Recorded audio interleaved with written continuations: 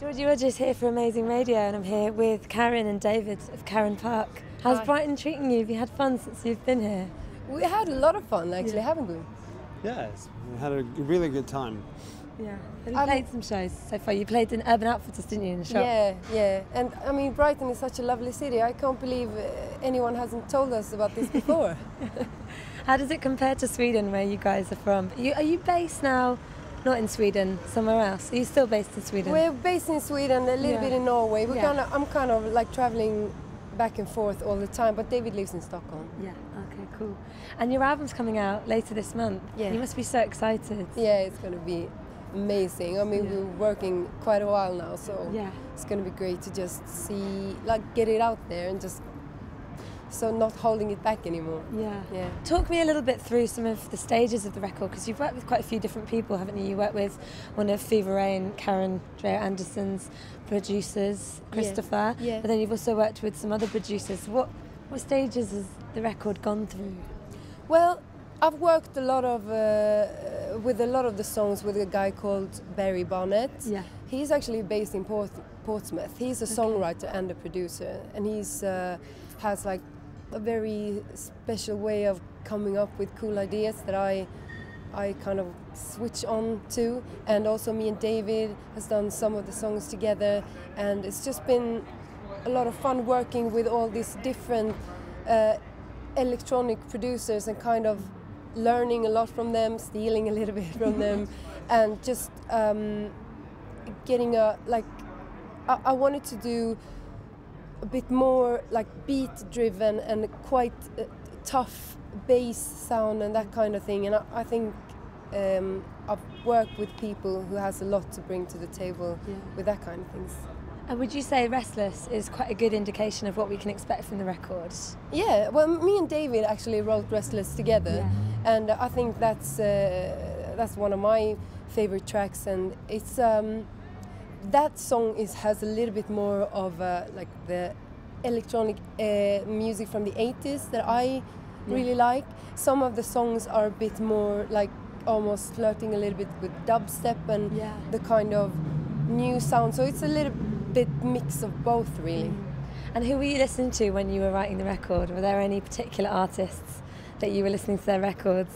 Well, I listen, as I said, to a lot of like Depeche Mode and Fat Gadget, that kind of 80s stuff, but also listen to Captain Beefheart, which is like blues, completely different, but he's very like free in his mind of thinking. I just wanted to free myself a little bit more from the usual pop song pattern and just do a little bit more where the song wanted to go itself, kind of. Yeah. And which track on the record are you most proud of?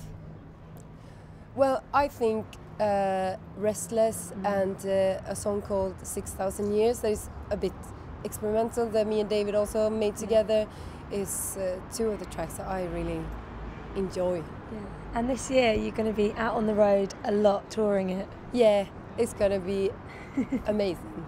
So far, has it gone without any hitches, the touring thing? Have you had any tour hiccups, anything gone wrong? I had a serious problem today, actually, right before we came here, because somebody apparently was with malcontent trying to steal my bag. There's always hiccups on tour. That's what touring is about. I mean, if you have like a completely a tour with no wrong goings, that's not a proper tour. No. Did you chase him? What happened? How did you get your bag back?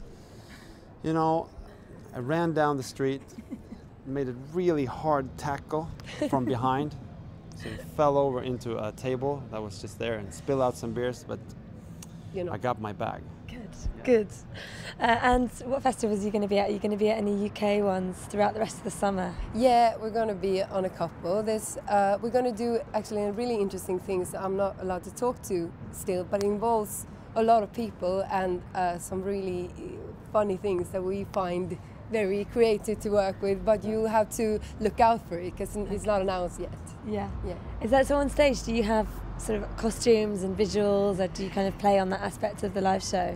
Well, I think we're stripping it quite bare because we think that... Not literally, but No, but we're kind of doing it. We want quite a raw live show. Yeah. We want people to experience the music and feel the vibe that is in there. I think we're doing it quite well, just the two of us right now, and we might put on some new things that could add to the vibe, but I like the kind of just pure raw music kind of feeling when people just getting into the music. Yeah, no frills, just you guys playing it, you know how it should be played. Doing the thing. Doing your thing. Yeah.